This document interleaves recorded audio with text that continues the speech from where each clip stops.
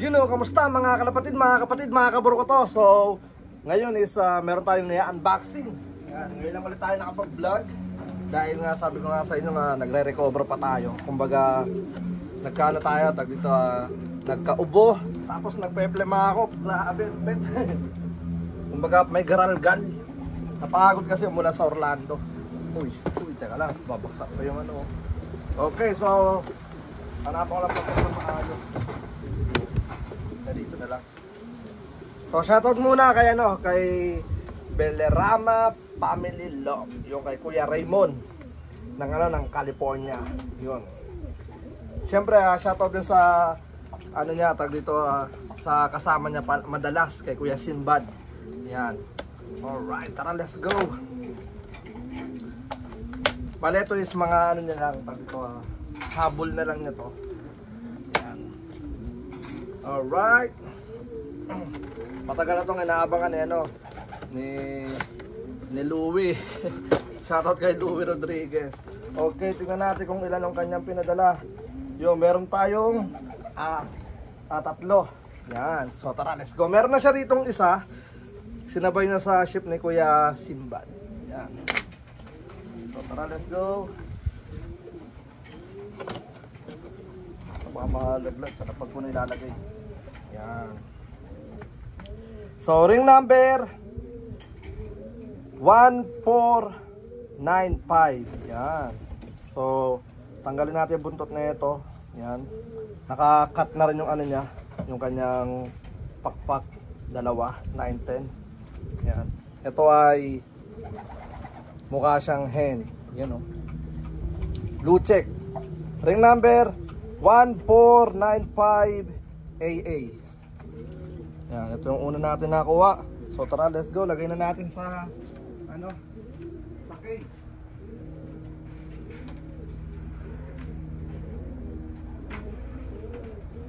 Para mapainom na natin kaagad. Okay. Yan. Ito naman, teka lang, make sure lang natin, baka biglang makawala. Ring number AA 32971. 32971. Yan. Blue check din. Yan.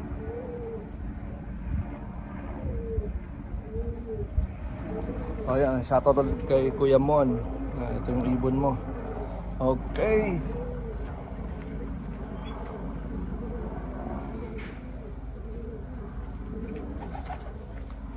Ito ang ikalas, dubar. Yun. AA 1499. 1499 blue bar. Naman blue bar. Yan.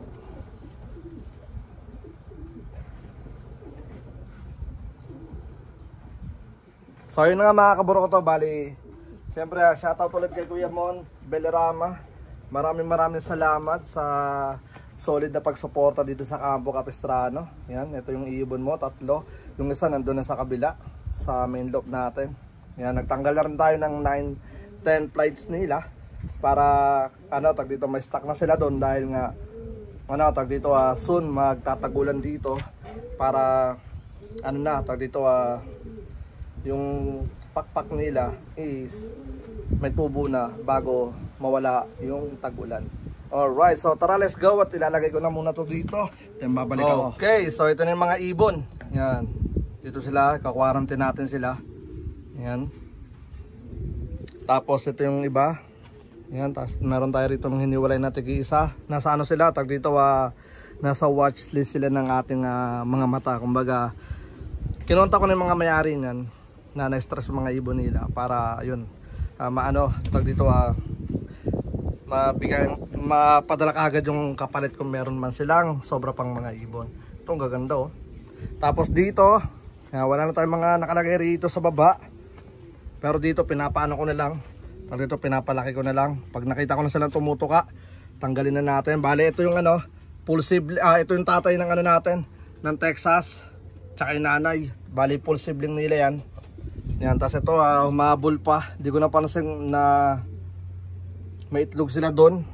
Nung kinuha ko is pisa na. So sabi ko sayang naman, pabuhay na natin kay Katuka yan.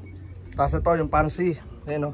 Nakapisa, grabe, ito talaga mga halimaw sa ano, matatakaw sa breeding. So yun na nga mga kabro ko to, bali pakainin natin sila maya maya. Yan. Tapos ang nandito is ano, tag dito yung third section natin, naka-open lang sila.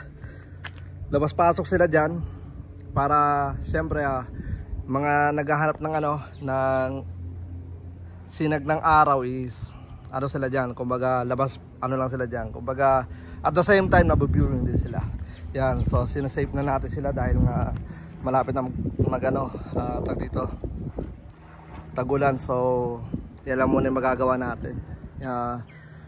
Kasi baka pagka sinakto ko naman tag-ulan talaga yung tanggalan, tapos biglang ilang weeks lang yun, tapos ano tag dito doon pa lang tayo magtatanggal, and then wala na yung ulan, patubo pala yung ano, yung mga 9-10 nila. So kinuha ko na yung advantage na to.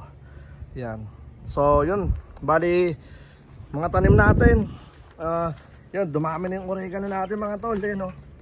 Mga oregano natin, yan. Dito pinakamaraming oregano nilagay. Yan. Tapos ito, talbos ng kamote natin, dumami na rin. Tapos ito, lemongrass. Isa sa mga ano, ito yatin, dito lemongrass. Mukhang napeke tayo na ito. Pero parang mais. So hayaan na natin yan. So, ito lemongrass. Tawag dito, oregano. Maraming oregano dito. So, papadami natin dyan. Tapos dito pinaplano kong taniman to ng ano, ng lavender. Yan. Para sa ano?